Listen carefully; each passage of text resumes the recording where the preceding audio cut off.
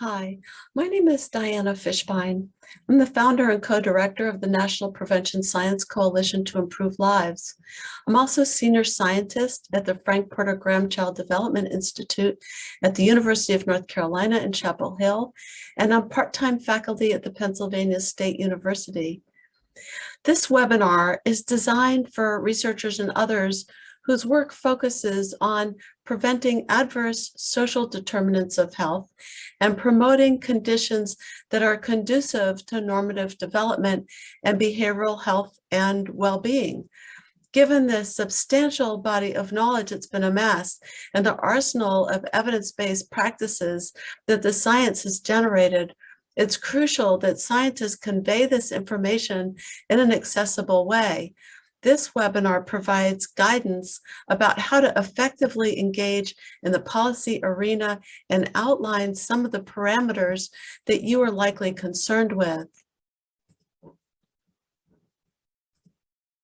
I'd like to start by presenting this model, which presents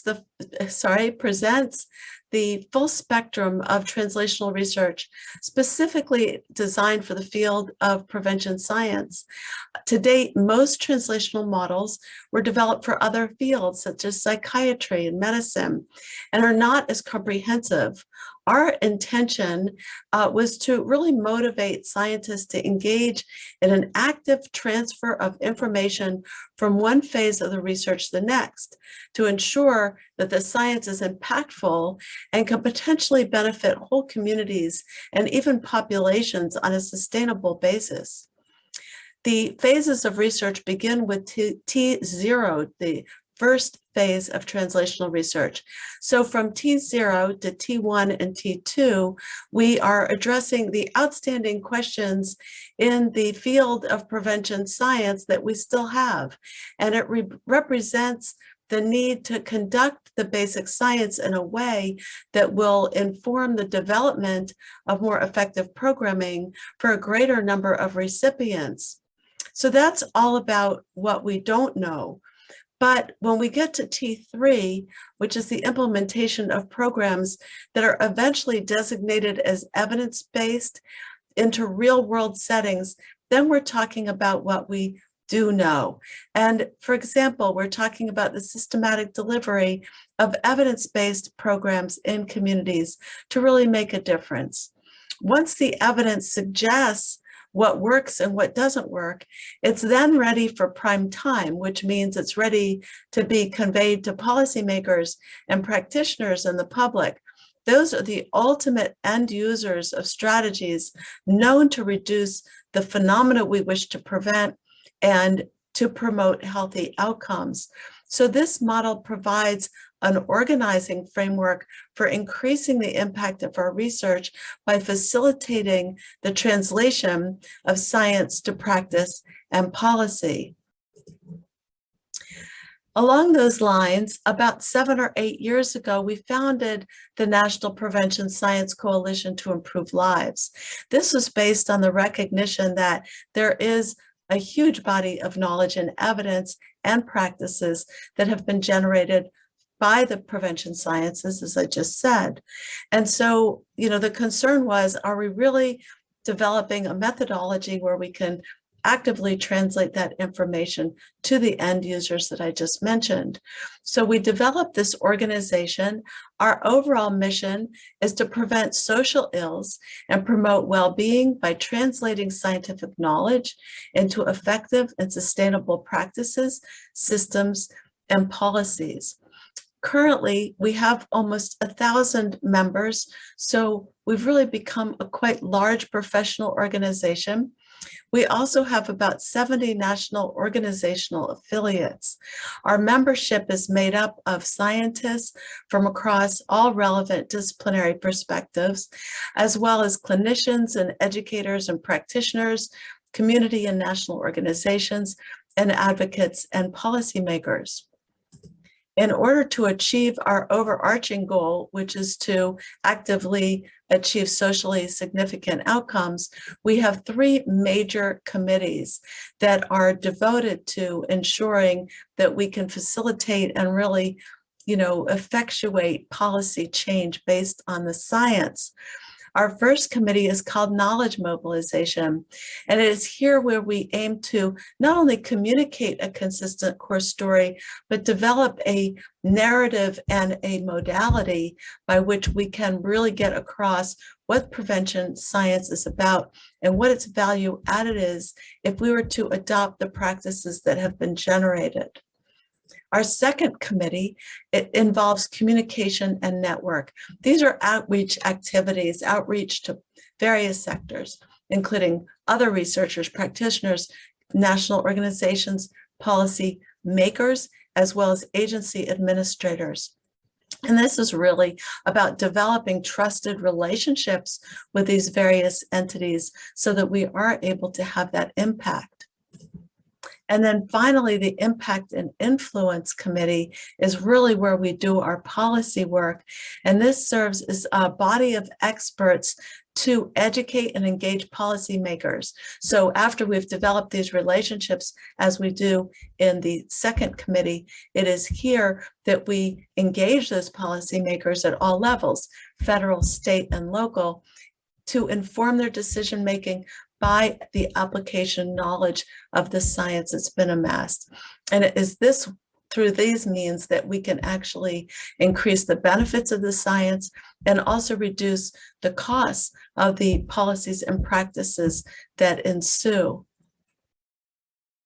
Now, given that we do have this huge body of knowledge, I wanted to show you this figure from the National Academy of Sciences report 2019. So our commitment to science advocacy is fueled by the existence of dozens of evidence-based practices, interventions, and policies that can be implemented and targeted from before conception, across development, and into early adulthood. This figure does not depict programs per se, but depicts the genres of strategies that programs fall into across the developmental spectrum. Many of them prevent multiple problems, not just those that were the original intended targets. And in fact, many of these evidence-based practices are now being shown to actually reduce the incidence of chronic disease. So they have many reverberating effects. We also know that the earlier we intervene, the better.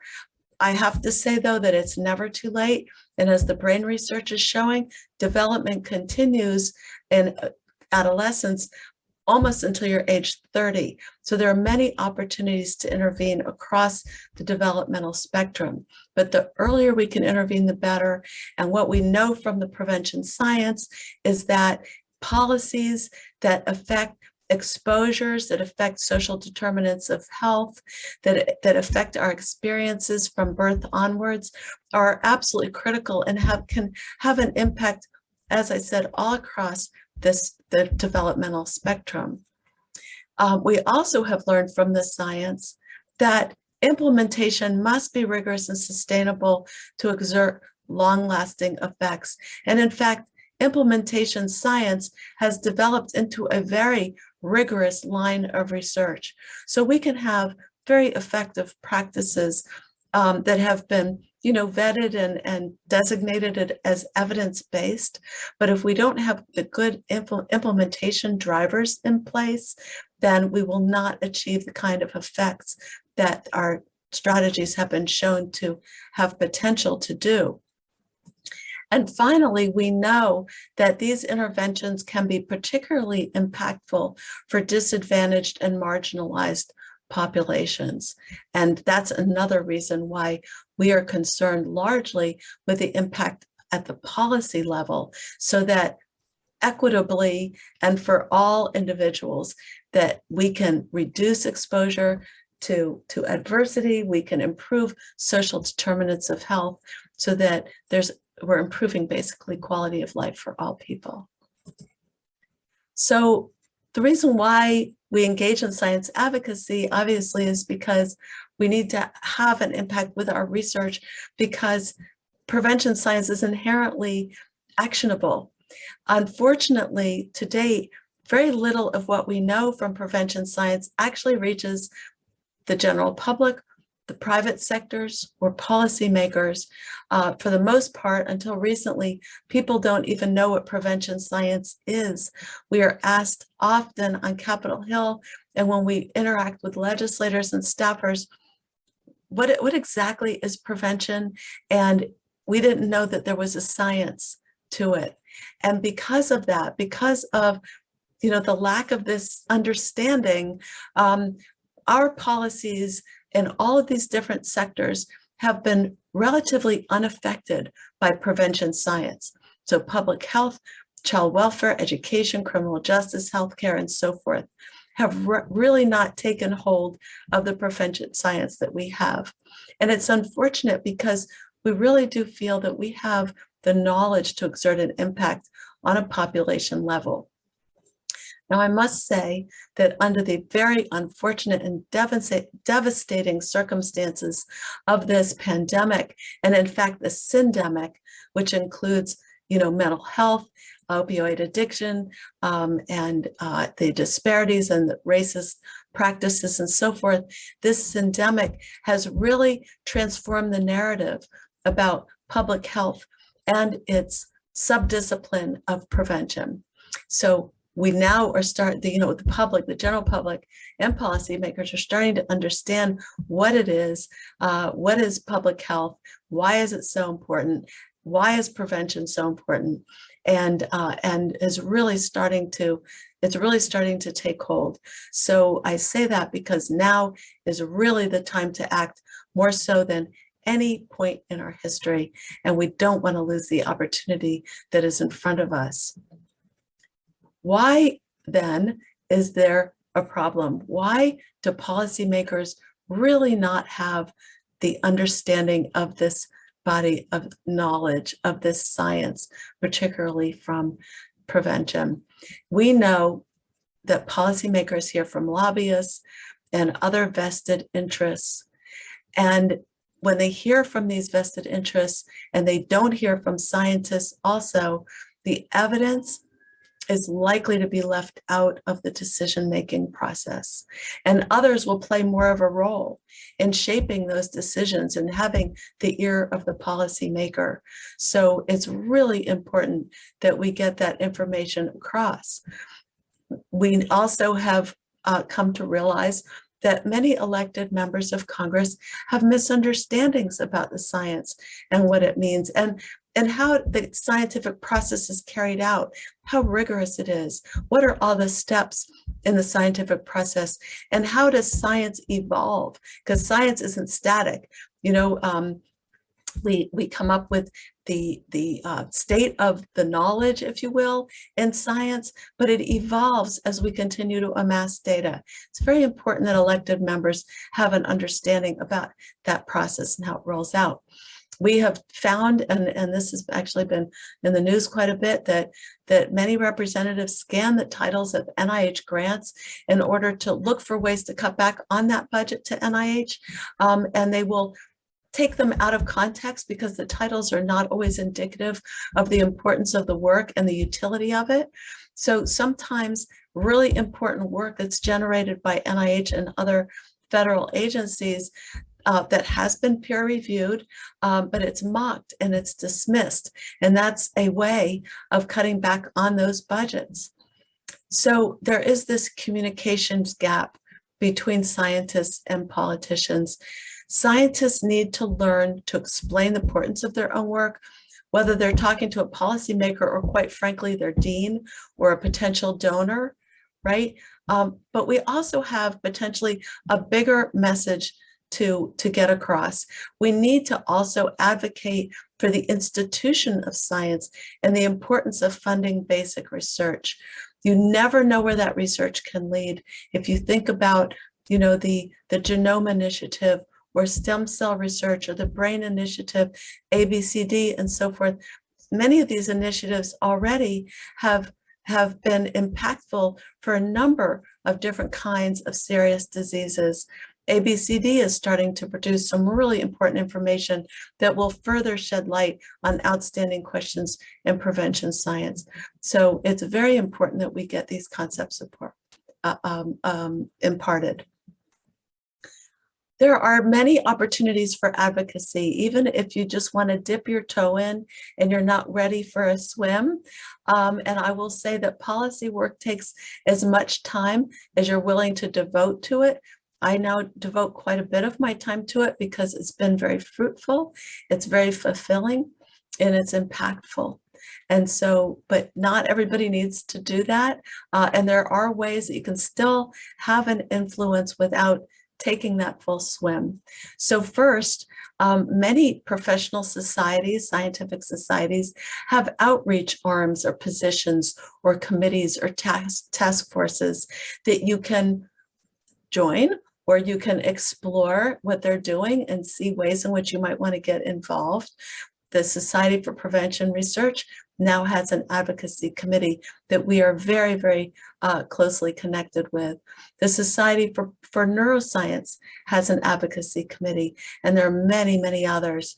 So exploring those opportunities at that level can just show you ways to dip your toe. Also, you can join or interact with a government relations board at your university or your nonprofit or other or research corporation, and really, find that it is the federal policy offices, what they're generally called, or their state policy offices at these institutions that are very, very excited about partnering with scientists, because it's the faculty or their employees or scientific employees that they're representing in a policy arena. And so I have found invariably that these offices are very anxious to work with us, and they are able to actually facilitate the whole process of meeting legislators, engaging with them. They can tell you what the agendas are that are on the table, what is salient, what are the most expeditious ways, how to facilitate. They can actually make introductions. So it's a really, really productive way of getting to either your local or your federal representatives right there in your own institution. Something else you can do, if you learn that a policymaker is coming to your institution, get a hold of the office that's organizing the visit and offer a tour of your lab for that politician. Be excited, show your passion, tell them the value added and where your research might lead. I guarantee you that they'll be excited as well. Something else you can do that is very light lift is that when you get a grant funded, write to your local senator or your representative and thank them for supporting the science.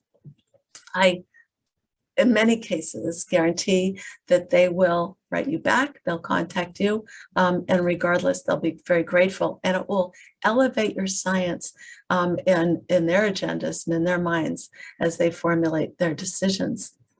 Another route is to include a science translation section in your proposals and budgets. So this is taking a swim, but it doesn't mean that you need to do the work, and I'll mention why that's true in several minutes from now. But it is unusual now in this day and age to find a funding source that doesn't require you to have some sort of dissemination, communication, or translation section in your budget. Certainly, all foundations are now requiring that. NIH is now requiring it. It used to be just an obligatory significant statement where you would say, well, this project is going to have this kind of utility in the field, but they didn't budget for you to actually carry out the work.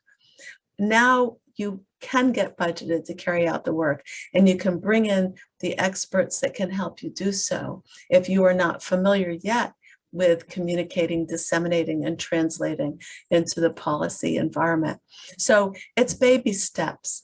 The first step in this process is to build trusting relationships so that you can become known as an expert advisor or a resource to the policy people. I have to say that you need to be persistent and patient. And the reason why I encourage you to do that is because it's so important. Our science covers the questions that are at the heart of society's problems. And so we have the potential to make a difference. If, understanding the different ways that evidence is used or refuted by policymakers can help us as researchers when formulating our research questions, determining how to summarize our key findings. The bullet points that are so important here need to be differently constructed in sound bites, but it's really important to understanding how evidence is used by policymakers so we know how to present it to them, and then communicating ways in ways that can influence policymakers and practitioners.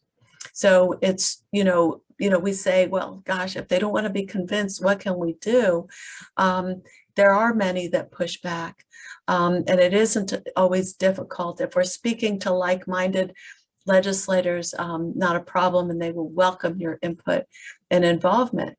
But there are many who aren't quite there. And so we say, just don't give up. Keep gathering your data and reaching out to policymakers and the general public who are their constituents with that information. Repetitive messaging can be very effective in changing minds. And so it's up to us to provide that evidence, explain what we know, and explain the policy relevance of our evidence. Some of our work has become so field specific and technical that a lot of politicians will have trouble understanding it, but we can help to bring the key points, the take-home messages to the forefront.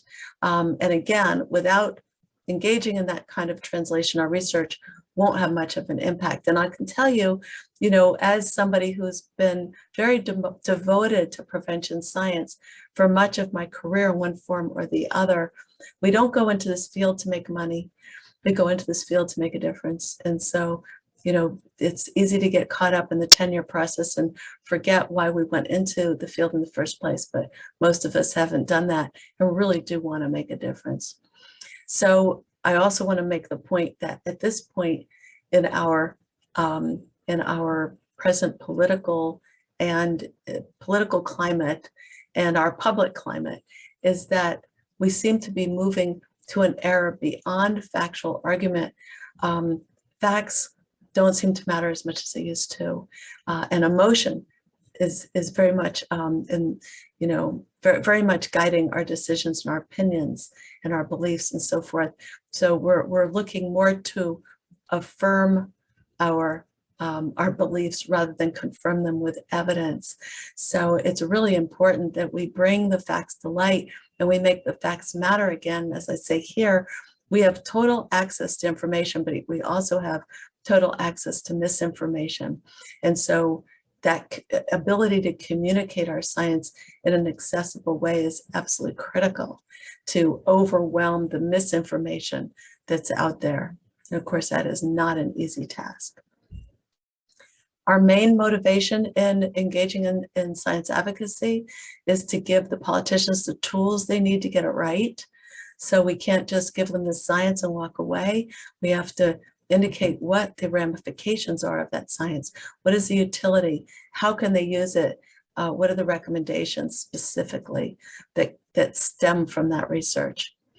And I have also learned that we need to speak up, that we need to become more versatile in the way we talk to one another. We can hardly talk to other researchers, let alone the general public, because our disciplines have become so specialized.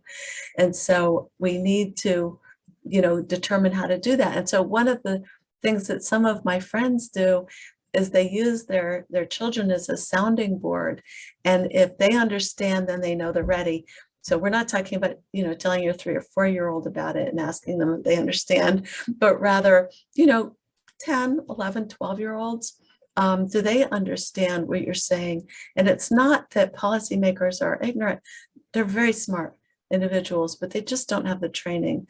So it's important that we teach, that we educate. And speaking of which, that leads me to definitions. So what exactly are we talking about when we refer to science advocacy.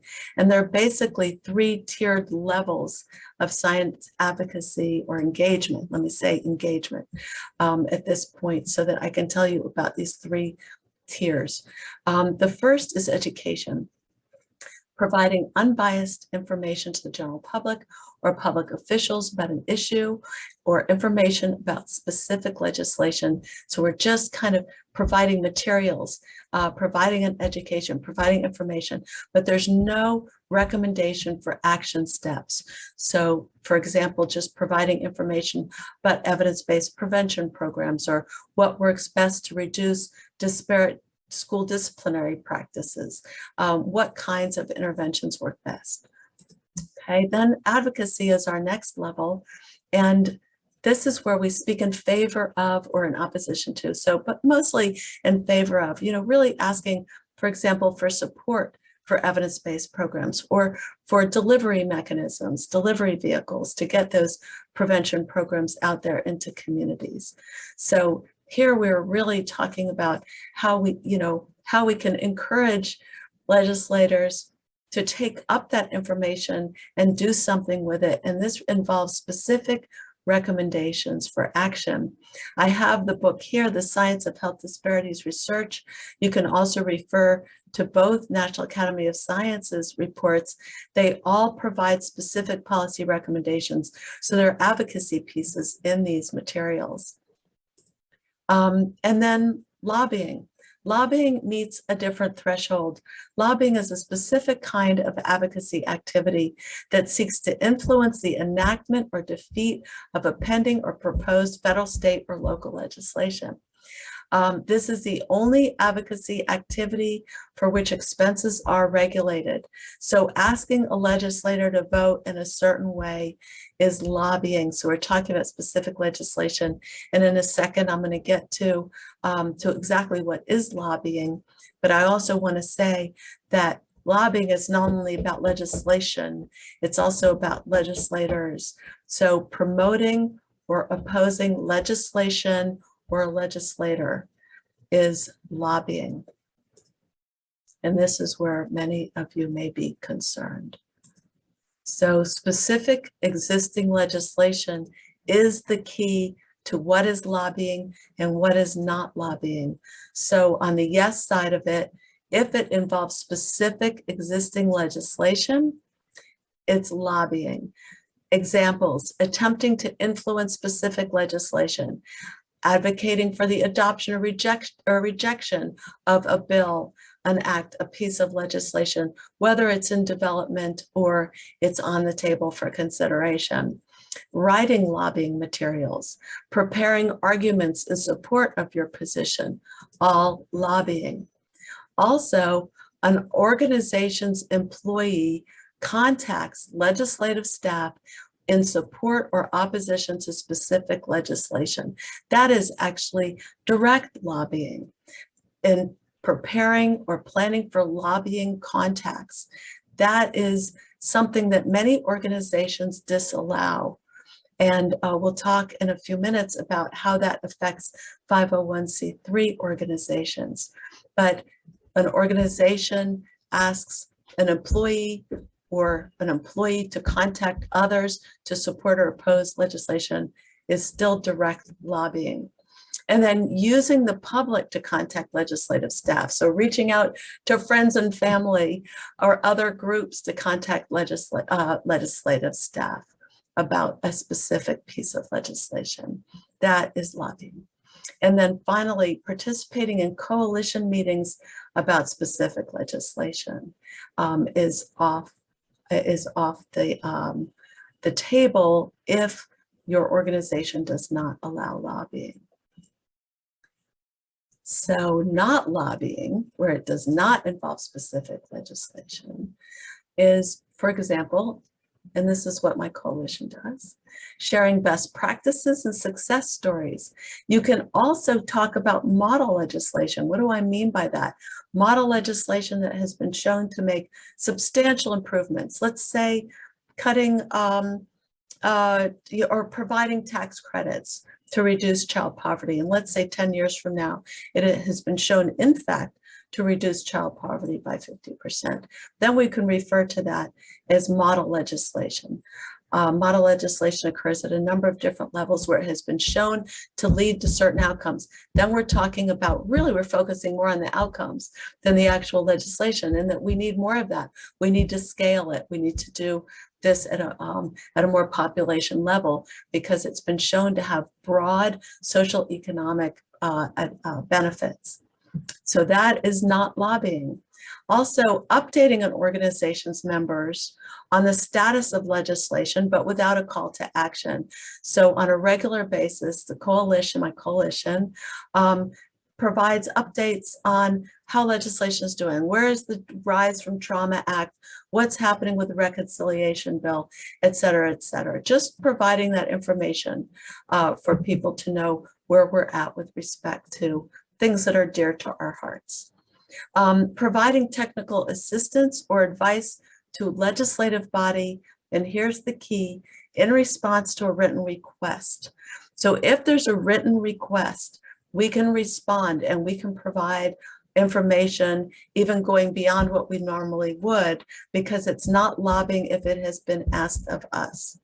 And that's something many people, sometimes even governing, federal governing offices at universities, are not familiar with some of these thresholds.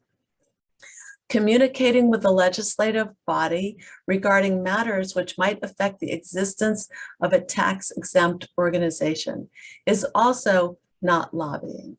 So broadly sharing evidence-based policy approaches in general are okay and not considered lobbying. Coalition building also, where it's not about specific legislation, is also okay.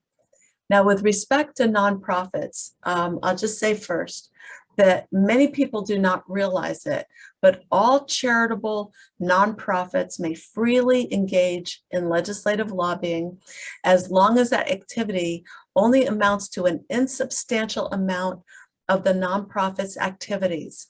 For the most part, it's usually around 15%, and that's what we go by. Now, one thing that can be done is to evoke or invoke the 501H election.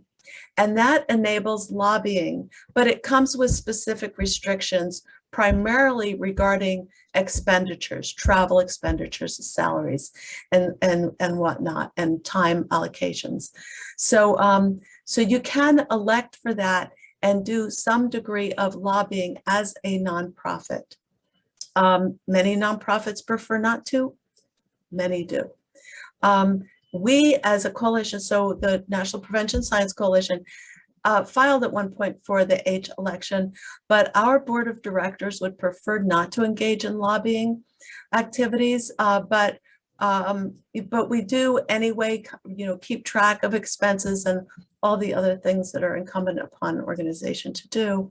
But we get right up to the threshold, but we are very careful not to cross the threshold, just because we personally, internally would prefer not to, and because many of our partners and our affiliates would prefer us not to.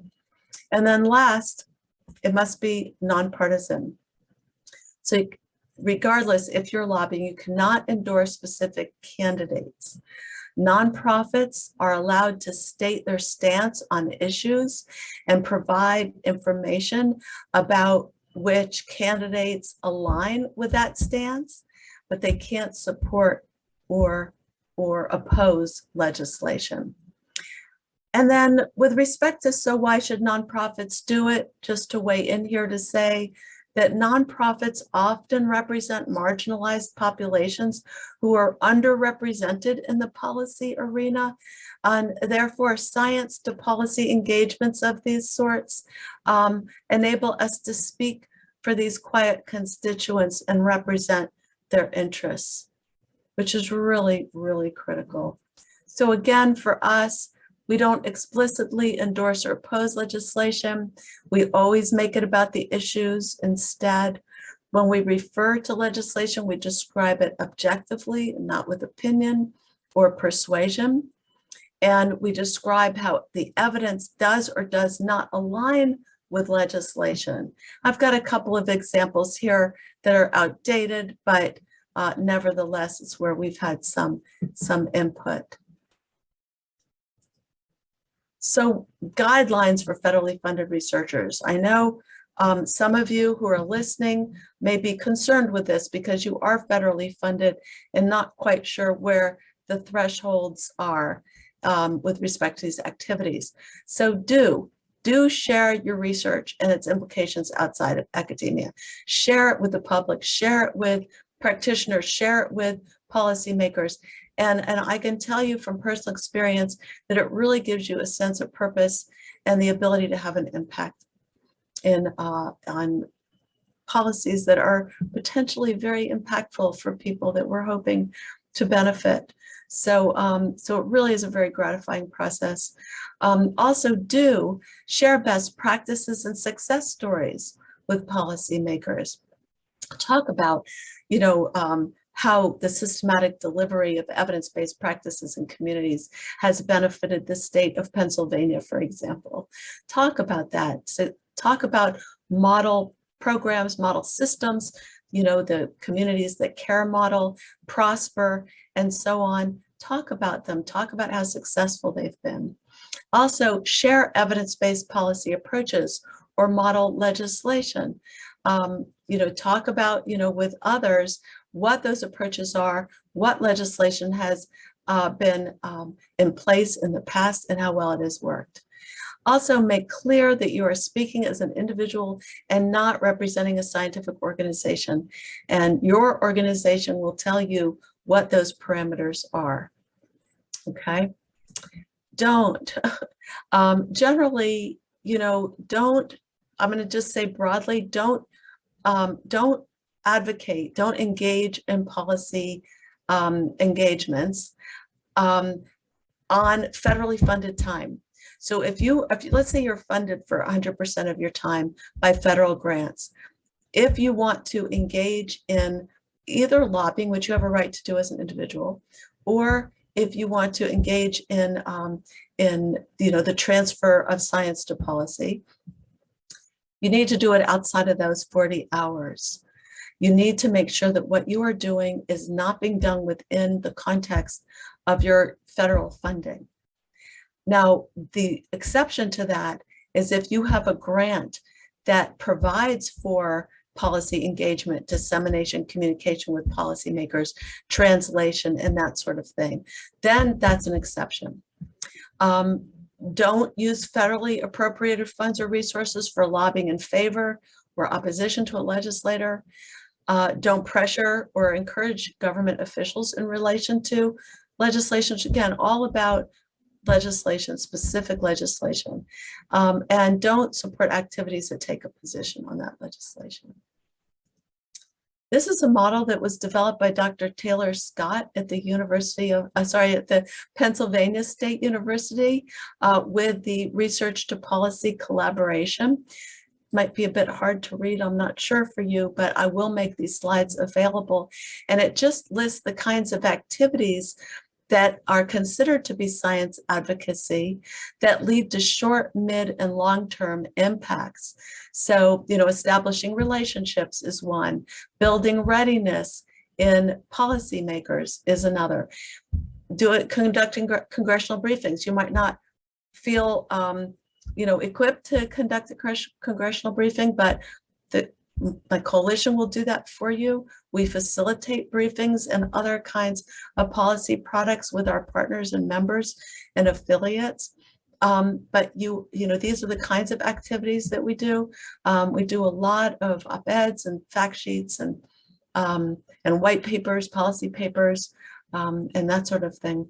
Booklets, we engage on a regular basis with all kinds of policy productions. So that falls into the area of activities. Now, what you want to do with respect to this process of science advocacy is make sure that there are some short and long-term outcomes, keeping in mind that many legislators only have 2-year terms and they want to see progress. They need to see that you know, there's a bang for their buck within the context of their terms.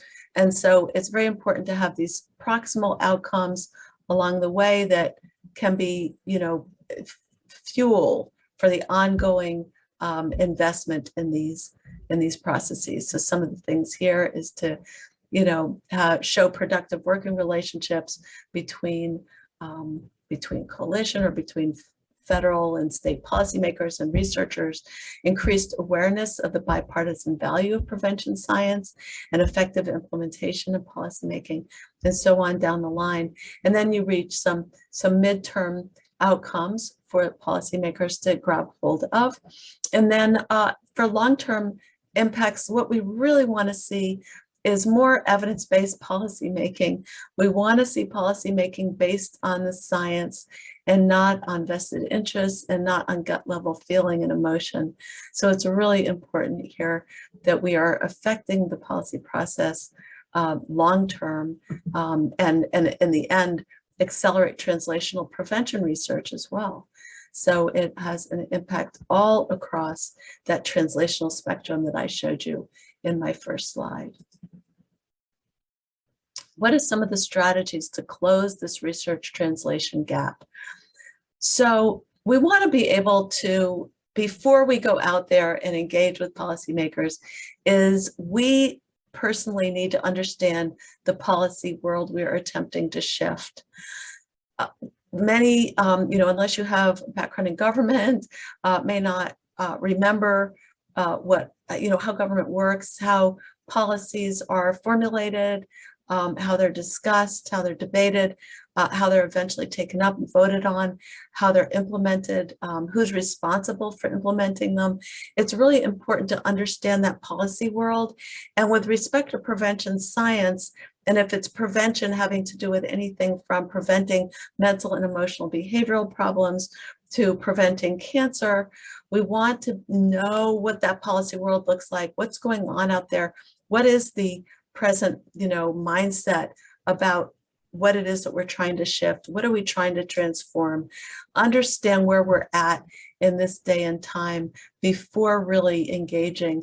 And once you know that, you can establish connections with policymakers in a way that is, informed, that you are well informed of what they're doing, what is dear to their hearts, and that you are able to establish a relationship with them based on common values and common goals.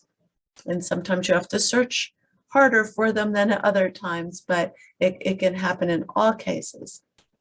Also, work with knowledge brokers, advocates, and intermediaries in order to facilitate this process.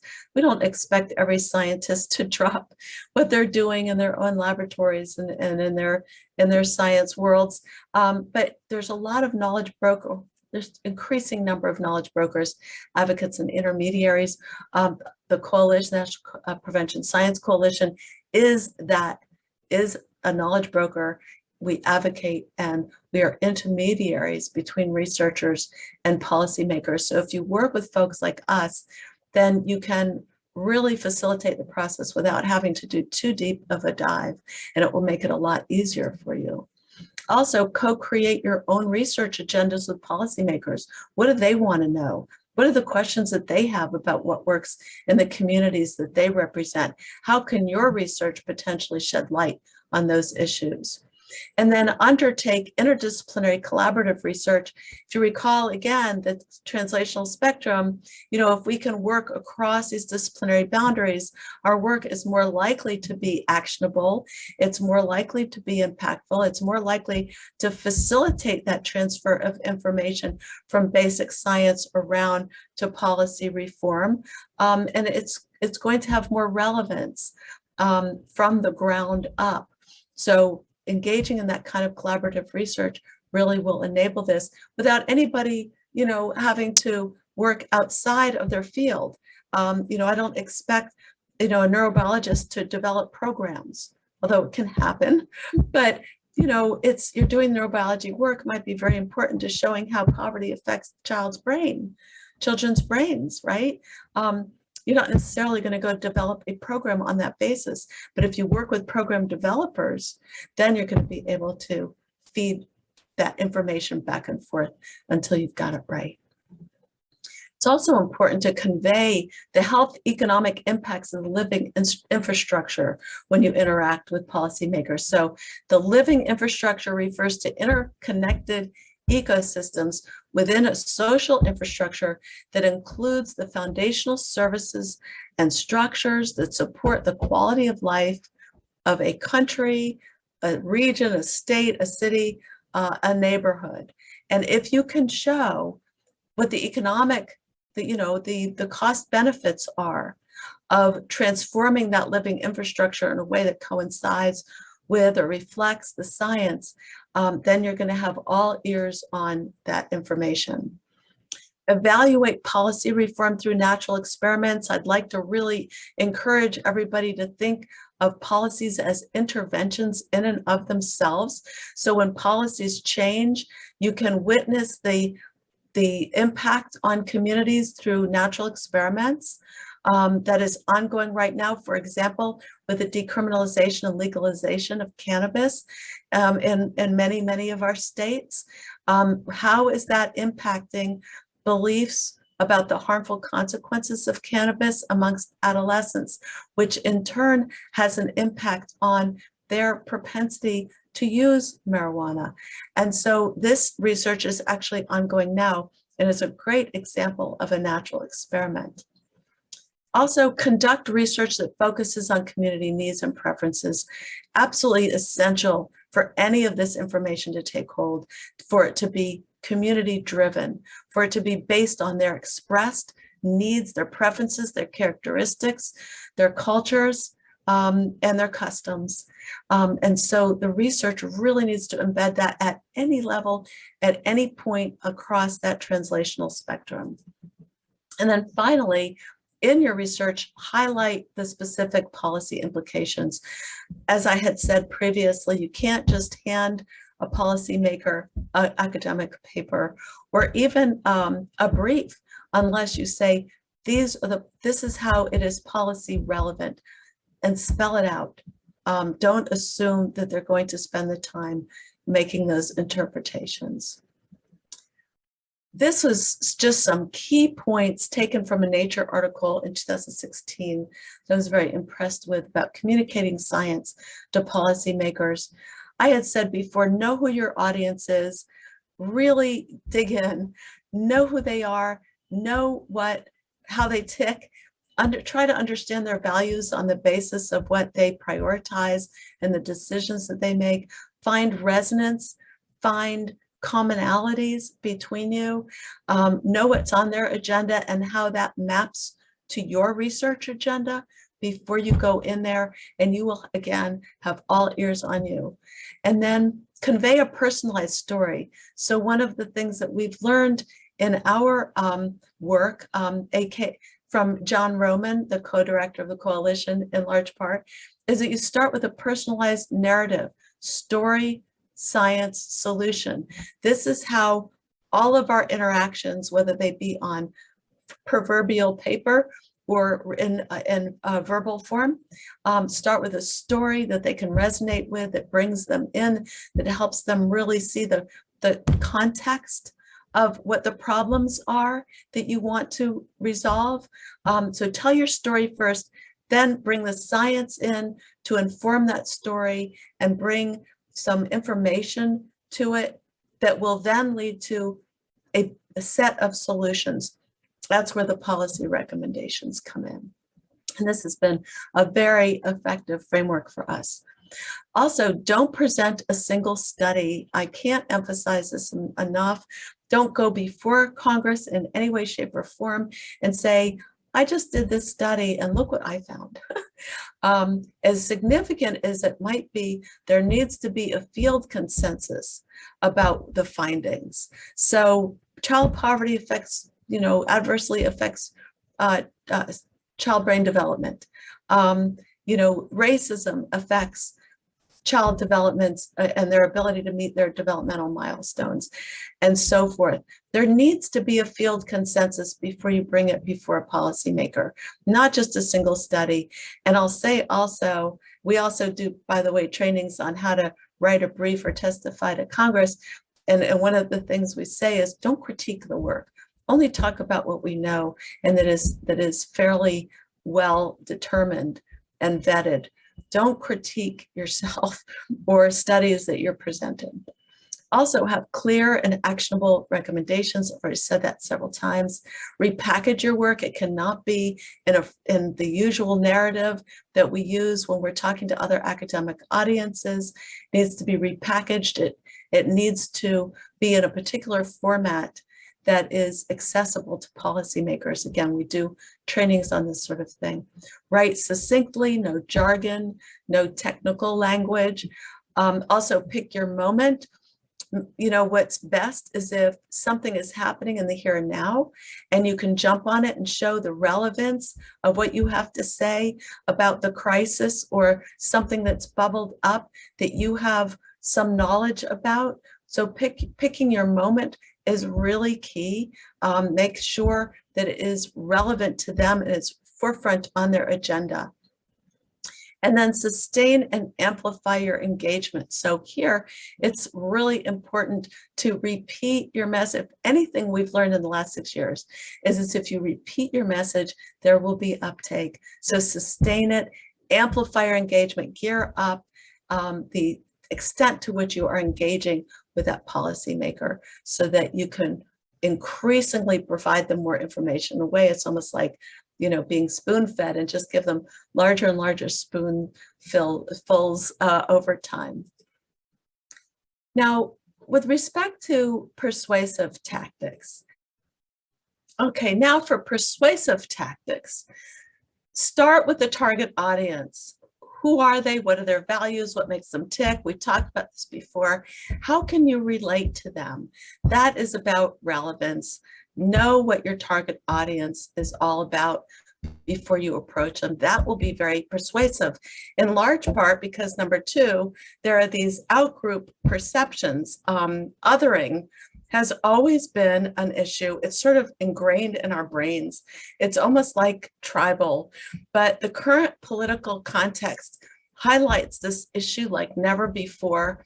In-group members typically initially dislike or even prejudice against ideas that are espoused by people that are perceived to be members of other groups. And so we need to be very careful to sanitize our message.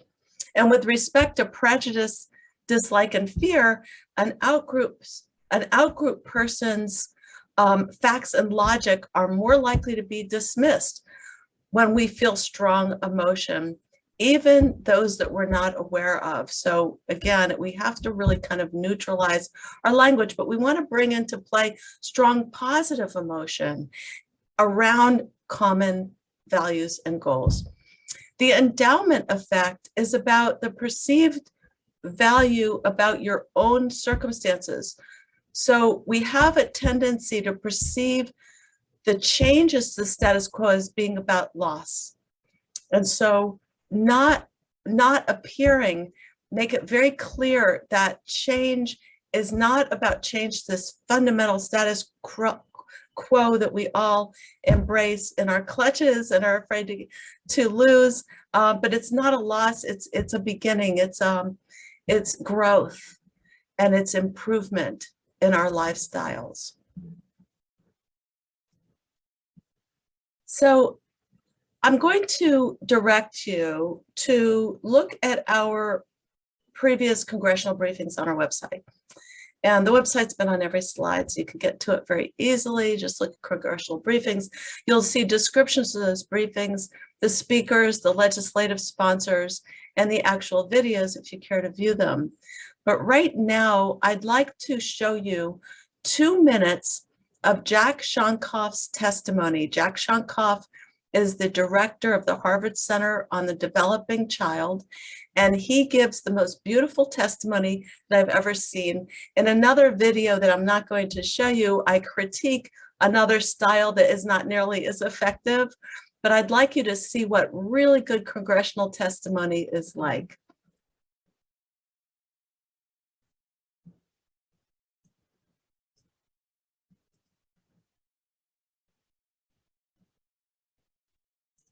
Chair DeGette, Ranking Member Guthrie, members of the subcommittee, I want to thank you also for myself for the opportunity to be here with you today.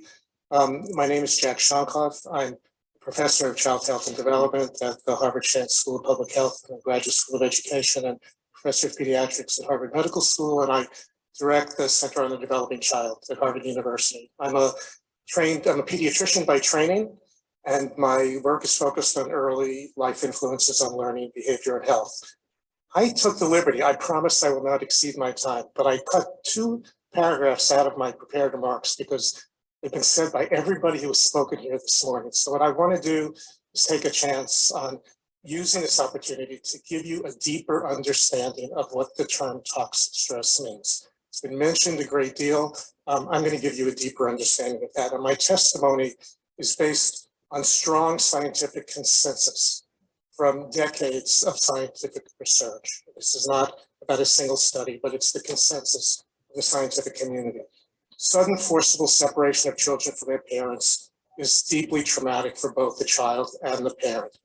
But above and beyond the distress we see on the outside, this triggers a massive biological stress response inside the child, which remains activated until the parent returns and provides some sense of comfort.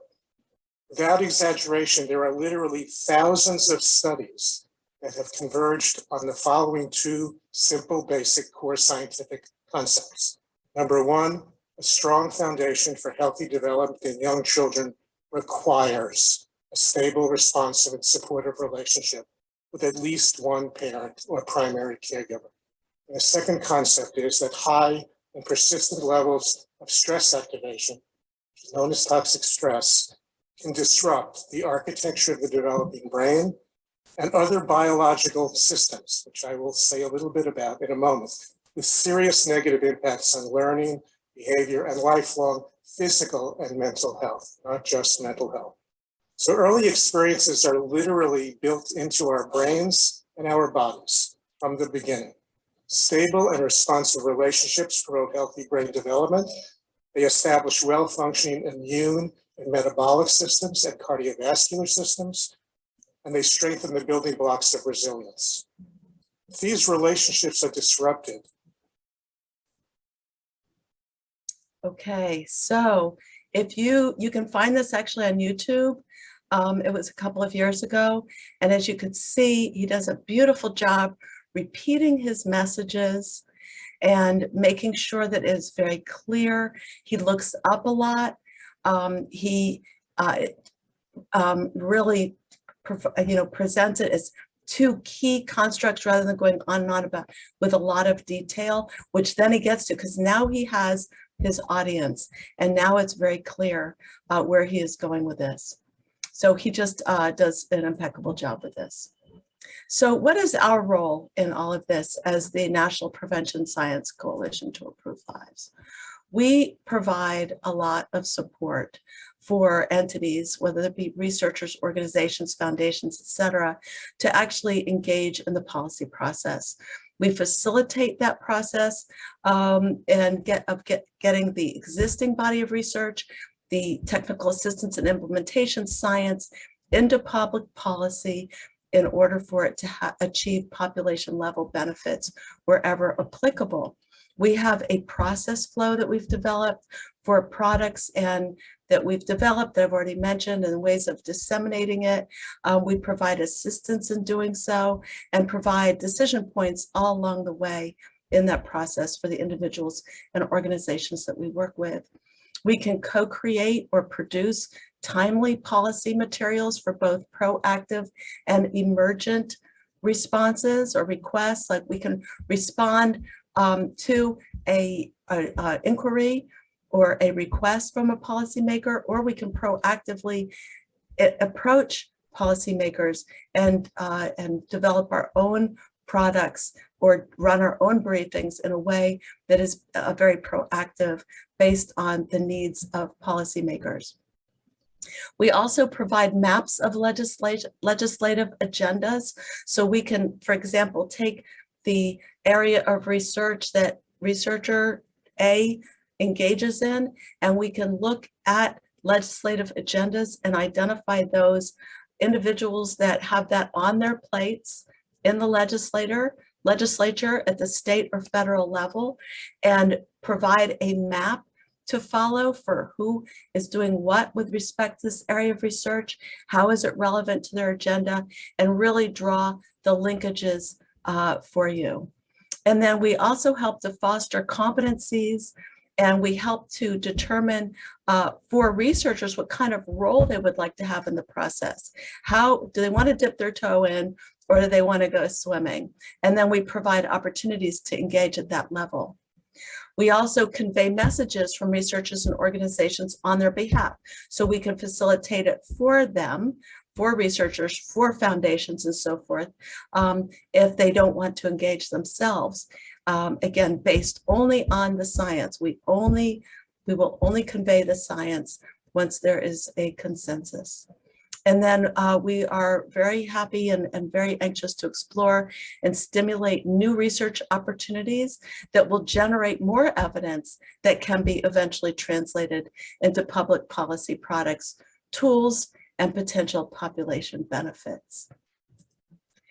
So I thank you so much for your attention today. And I bring up now our contact information, our website once again, a way to reach me by my coalition email and social media feed. And I encourage you to get in touch with us, to join our membership, and to engage in the policy process. Take very good care.